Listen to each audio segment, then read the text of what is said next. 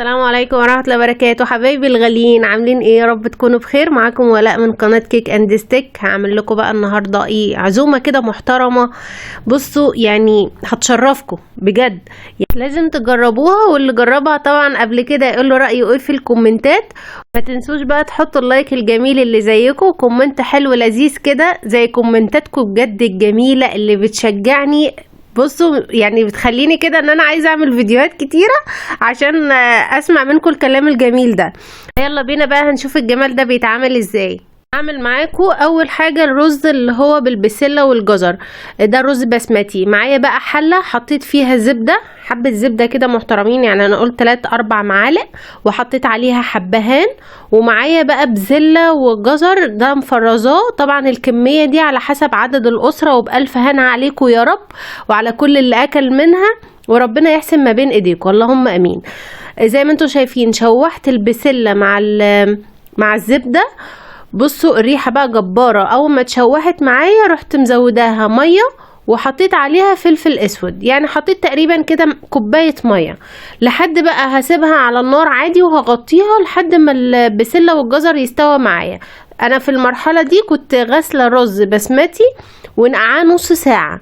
تمام، هنا شفت البسلة لقيتها استوت معايا وتمام.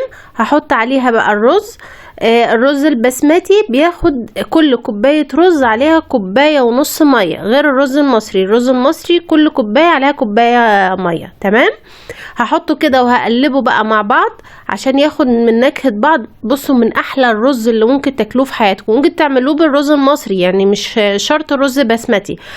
تمام كده، هحط بقى هنا مقدار المية بتاعي زي ما قلت لكم، كل كوباية رز عليها 1.5 كوباية مية.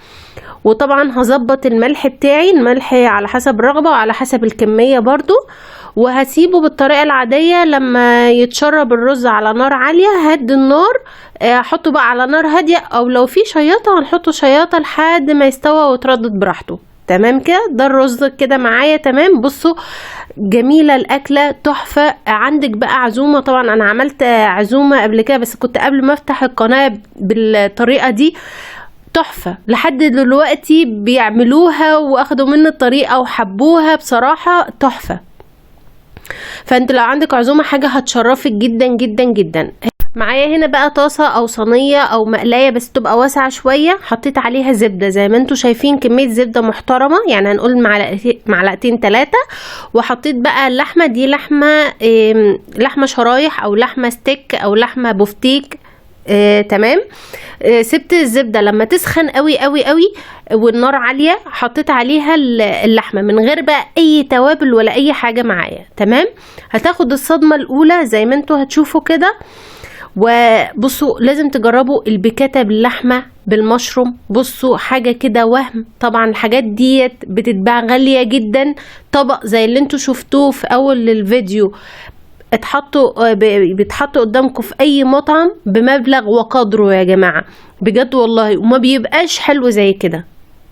تمام، حطيت بقى زي ما انا قلت لكم، طبعا النار عالية قوي، انا مش عايزاها تنزل السوائل بتاعتها، عايزاها تفضل طرية معايا. اول ما اخدت الصدمة قلبتها على الجنب التاني، وبدأت رشيت فلفل اسود، رشة كده فلفل اسود، يعني ايه، هنقول معلقة صغيرة.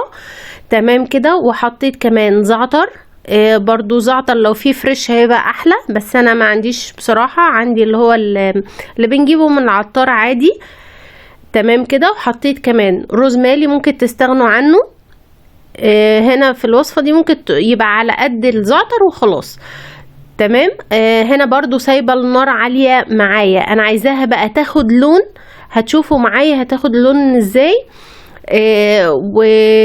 وهنشوف هنعمل ايه تاني مع بعض. طبعا بقلبها كل شوية عشان انا مش عايزاها تنشف معايا، مش عايزاها تفقد السوائل بتاعتها، لا انا سايباها على نار عالية وبقلبها لحد ما تاخد اللون اللي هو الايه التحمير بتاعنا. تمام كده، على نار عالية يا جماعة. بس كده، بصوا انا سايبه لكم التفاصيل عشان اللي حابب يعملها تبقى الموضوع سهل بالنسبة له. بس هي فعلا سهلة وسريعة ومش هتاخد منكم وقت. زي ما انتوا شايفين اخدت اللون معايا، بطلعها بشيلها في طبق يعني، وبسيب بقى كل التوابل ديت بالبهاريز بقى بتاعت اللحمه بكله. هحط بس عليها حته زبده كمان. تمام، هسيبها بس تسخن معايا بقى بصلايه صغيره، اصغر بصلايه عندكم اعملوها بقى، قطعوها على ايديكم، هرطوها على ايديكم او في الكبه براحتكم. هقلب فيها مع التوابل والزبده والنكهات اللي نزلت من اللحمه. هو انا مش هحمرها ولا اغير لونها ولا اي حاجه، اول ما تدبل معايا زي ما هتشوفوا كده، هتدبل كده زي ما انتوا شايفين بالظبط. هحط كمان مشروم، ده مشروم معلب. طبعا الكمية على حسب ما انتوا بتحبوا المشروم. لو في مشروم اللي هو الطازة هيبقى جميل قوي، بس انا بصراحة يعني ما عنديش هنا مشروم طازة فجبت المعلب. هقلب المشروم مع البصلة لحد برضو ما يدبل كده معايا وياخد من نفس النكهات. هنا بعد ما دبل معايا حطيت عليها معلقه دقيق كبيره، يعني معلقه محترمه كده. طبعا كل ده على حسب كميه اللحمه بتاعتكم، على حسب ما انتوا بتعملوا قد ايه عدد الاسره. هنا قلبت لحد ما الدقيق اختفى معايا خالص زي ما انتوا شايفين. هحط عليه كوبايه ميه عادي من الحنفيه، مفيش اي ولا ميه سخنه ولا اي حاجه، لا هي ميه عاديه خالص من الحنفيه. هقلبها معايا لحد ما تبدا تغلي كده ويبدا القوام بتاعها يتقل. تمام، زي ما انتوا هتشوفوا كده معايا بالظبط. انا بقلب فيها لحد ما القوام يتقل معايا يبقى كريمي كده شويه. هحط عليها مثلا معلقتين 3 كريمه. طبعا لو مش عندكم ما تحطوهاش، انا يعني لما عملتها قبل كده ما كانش عندي كريمه، ما حطيتش وكانت زي الفل وكانت تحفه، فانا كانت عندي فعشان كده استخدمتها. هي طبعا اساس الاكله لازم بالكريمه، بس احنا لو ما عندناش ما نوقفش الدنيا يا جماعه، عادي اللي موجود عندكم اشتغلوا بيه، وهيطلع ان شاء الله من تحت ايديكم احلى اكل ممكن تاكلوه في حياتكم ان شاء الله. سموا الله كده في كل حاجه انتوا بتعملوها، وان شاء الله ربنا هيبارك لكم في الحاجه اللي انتوا بتعملوها يا رب، وربنا يحسن ما بين ايديكم. هنا اما حطيتها وتقلت معايا زي ما قلت لكم، بدات حطيت اللحمه، وحطيت طبعا اي بهاريز بقى نزلت مع اللحمه من الطبق. يعني احنا عايزين نستفاد بقى بكل المنكهات. زودت بس شوية مية عشان هي كنت حاساها تقيلة قوي، لما حطيت الكريمة تقلت قوي معايا، بس انا لسه عايزة فيها صوص خفيف عشان اللحمة تكمل سواها. تمام كده، انتوا ممكن بقى تسيبوها كده، انا لسه كل ده ما حطيتش ملح يا جماعه، تسيبوها كده من غير ما تغطوها. انا وهتستوى معاكم، بس انا هغطيها عشان تستوى اسرع. تمام، وما استوت معايا هنا القوام تقل معايا، حطيت الملح بتاعي، طبعا اي بقى بهارات كانت ناقصه حطيتها. تمام كده، هنا بقى معايا ده بتنجان، هنعمل سلطه بتنجان كده تحفه تحفه تحفه. هنا البتنجان بتاعي قطعته بمكعبات زي ما انتوا شايفينه، قليته في الزيت بالطريقه العاديه خالص، هنا مفيش اي افتكاسه ولا اي حاجه. اول ما يتقلى معايا بالطريقه العاديه بتاعتنا، هطلعه بس في مصفى يصفي اي زيت زيادة فيه. وكمان كنت مقطعة مقصقصة يعني بالمقص عيش، قطع عيش. تمام كده، اي نوع عيش عندكم بقى، عيش سوري، عيش اللي انتوا بتاكلوه اللي هو البلدي بتاعنا اللي هو في الفرن عادي. تمام، قطعته كده قصقصته بالمقص زي ما انتوا شايفين. طبعا الكميه اللي انتوا عايزينها. بصوا السلطه ديت يعني بنت اخويا من ساعه ما اكلتها عندي وهي خلاص معتمداها، يعني على طول بتعملها، فبألف هنا عليهم يا رب. بصوا تحفة بجد، يعني انتوا لو هتعملوا مثلا عزومة فده طبق جانبي حلو قوي قوي قوي، هتحطوه على السفرة بتاعكم هيبقى تحفة وشكله شيك. تمام كده، انا هنا بحمر العيش برضو بالطريقة العادية خالص. جربت معاكم العيش في القلاية الهوائية، ارجعوا شوفوه. وعملت حاجات كتيرة جدا معاكم في القلاية الهوائية، عملت الجمبري وصينية البطاطس والفراخ. بص كل حاجة كل حاجة، ولسه في حاجات كتيرة كمان وهتبقى حصري عندي. هسيب لكم تجارب القلاية في صندوق الوصف، واول كومنت مثبت، وارجعوا كده وشوفوه، قولوا لي بتستفادوا من فيديوهات القلاية ولا لا، لو عايزين نجرب حاجة مع بعض فيها قولولي. هنا حمرت العيش بالطريقه برضو العاديه، حطيته في مصفى كده يصفي الزيت بتاعه، ويلا نعمل بقى التوبينج بتاع السلطه. هنا بقى معايا زبديه بلدي بقى او بتاعه شركات براحتكم، هي زبديه واحده على قد الكميه اللي انا عاملاها، وحطيت عليها كمان نص كوبايه مايونيز. تمام كده، يعني او نص، اكتر من نص، حاجه بسيطه. تمام. بصوا تحفة تحفة يا جماعة، لازم تجربوها بجد. طبعا اللي عارفها وجربها يقولي في الكومنتات، ولو اول مرة بقى هتجربوها برضو قولولي في الكومنتات. هنا قلبتهم مع بعض، ما فيهاش اي حاجة بقى، ولا محتاجة ملح ولا فلفل اسود ولا توابل ولا اي حاجة، هي الزبادي والمايونيز وخلاص شكرا. زودت بقى زي ما قلت لكم، هي اكتر من النص كوباية، حاجة بسيطة.